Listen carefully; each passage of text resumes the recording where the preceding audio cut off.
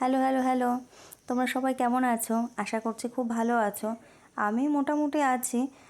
মাঝখানে কিছুদিন আমি ভিডিও দিতে পারিনি, তার অবশ্য কারণ আছে। শরীরটাও ভালো ছিল না, আর অ্যাকচুয়ালি মা বাড়িতে ছিল না।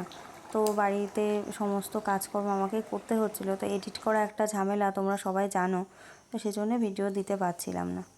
তো দেখো আজ কী করলাম আমি। মা যেহেতু বাড়ি নেই, আর এক গাদা হাবিজাবি রান্না করতেও ইচ্ছা করছিল না।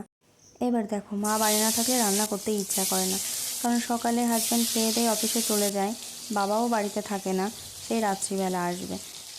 একার জন্যে এত হাবিজাবি কিছু রান্না করতে কার ইচ্ছা করে বলো? মনে হয় যা কিছু হোক একটা দিয়ে খেয়ে নিলেই হলো। এতদিন ও বাড়িতে ছিলাম, মানে আমার বাপের বাড়িতে ছিলাম। এখন বাড়ি এসে দেখছি যে ফ্রিজের মধ্যে তেমন কিছু সবজি বা মাছ বলো কিছুই নেই। ডিম রয়েছে, তো আগের দিনও ডিম খেয়েছি, বারবার ডিম খেতে ভালো লাগে বলো? তো একটা দাদা রয়েছে, মাছ নিয়ে আসে ভালো। তো দাদার কাছ থেকে আমি কিছুটা ওই কাটা রুই নিয়ে নিলাম। বেশি হাবিজাবি কিছু মাছ আবার কাটতে হবে, ঝামেলা। আর কাটা রুইটা কাটাই থাকে, সেজন্য একটা সুবিধা আছে। তো ওই নিয়ে নিলাম কয়েক পিস। কিন্তু মাছ কেটে দেয় ঠিকই, আঁশ তো ছাড়িয়ে দেয় না, পিসগুলো করে দেয়। তো আমি মাছের আঁশ টাশ ছাড়িয়ে ভালো করে ধুয়ে ভেজে নিয়েছি দেখো। তারপরে কিছুটা আলু দিয়ে আগে ভেজে নিয়েছি। তারপর ওর মধ্যে একটা বড় সাইজের পেঁয়াজ আর কয়েকটা গোটা কাঁচা লঙ্কা দিয়ে দিয়েছি। আর এদিকে মিক্সিতে একটা পেস্ট করে নিয়েছি কাঁচা লঙ্কা, আদা, রসুন আর একটা টমেটো দিয়ে। সেটাও আমি দিয়ে দিলাম। আলু তো ভাজা হয়ে গেছে, সিদ্ধও হয়ে গেছে, আর আলুতে লবণ হলুদ দিয়ে আমি ভেজে নিয়েছি। এবার এই মশলাটা দিয়ে ভালো করে কষে নেব। মশলার পেস্টটা দিয়ে ভালো করে আমি একটা খুন্তি দিয়ে নাড়িয়ে চাড়িয়ে নেব। তারপরে একটুখানি আমি হলুদ দিয়ে দেব। হলুদ আমার আগে দেওয়া ছিল, তাও একটুখানি কালারের জন্য দিলাম। আর একটুখানি জিরে গুঁড়ো আর ধনের গুঁড়ো দিয়ে দিলাম। আমার গুঁড়ো করাই থাকে, তো আর আমার এসব ঝামেলা করতে হয় না। তো দিয়ে দিয়েছি। আর লঙ্কা তো কাঁচা লঙ্কার পেস্ট দেওয়া ছিল, কিন্তু একটুখানি কালারের জন্য আমি আর শুকনো লঙ্কার গুঁড়ো দিয়েছি। এবার স্বাদটাকে ব্যালেন্স করার জন্য অল্প একটু চিনি তো দিতেই হয়, তো চিনি দিয়েছি। আর মশলার বাটিটা ধোয়া জল আমি দিয়ে দিয়েছি।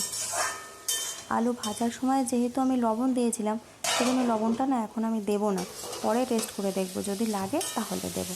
দেখো, তারপরে মশলা টশলা দিয়ে নাড়িয়ে একটুখানি ঢেকে দিয়েছিলাম, মশলাটা আলুর সাথে যাতে ভালো করে মিশে যায়, আর যাতে আলুটা ভালোভাবে সিদ্ধ হয়ে যায়।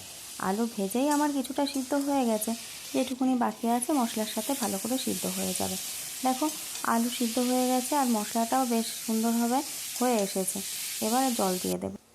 জলটা আমি বরাবরই গরম দিয়ে থাকি। তো এদিকে আর একটা ওভেনে আমি উষ্ণ গরম জল করে নিয়েছিলাম, সেটা দিয়ে দিয়েছি আমার যতটুকু লাগবে সেই পরিমাণ অনুযায়ী। জল তো দিয়ে দিয়েছি। এবার খুন্তি দিয়ে একটুখানি ভালোভাবে নাড়িয়ে চাড়িয়ে দিয়ে ঝোলের সাথে আলুটাকে ফুটতে দিতে হবে। বেশ সুন্দর ফুটে আসলে তারপর আমি ভাজা মাছগুলো একে একে দিয়ে দিলাম। মাছগুলো তো দিয়ে দিয়েছি। মাছগুলোকে এরকম একটা খুন্তি দিয়ে আমি চেপে চেপে দিচ্ছি ঝোলের মধ্যে, যাতে ভালো করে ডুবে যায় আর মাছের ফ্লেভারটা ঝোলের মধ্যে ঢুকে যায় বেশ ভালোভাবে। আলু আমার যেহেতু সিদ্ধ হয়ে রয়েছে, সেজন্য বেশি ফোটানোর দরকার নেই। অল্প একটুখানি ফুটে উঠলেই আমি এখানে একটুখানি গোলমরিচের গুঁড়ো দিয়ে দিলাম। তারপর সেটাকে আবার বেশ ভালো করে ঝোলের সাথে মিশিয়ে দিলাম। এদিকে মাছের ঝোলটা তো হচ্ছে। আর সকালে হাজব্যান্ডকে আমি মুসুর ডাল সিটি মেরে একটা সিদ্ধ করে দিয়েছিলাম, আর তার সাথে ডিমের অমলেট করে দিয়েছিলাম আর আলু সিদ্ধ।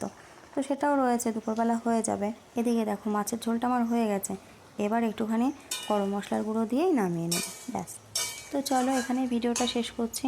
যদি কিছু ভালো লেগে থাকে অবশ্যই একটা লাইক করে দিও, আর আমার চ্যানেলটাকে সাবস্ক্রাইব করে দিও। আর যারা ফেসবুক থেকে দেখছো তারা আমার পেজটাকে ফলো করে দিও। চলো, সবাই ভালো থেকো, টাটা।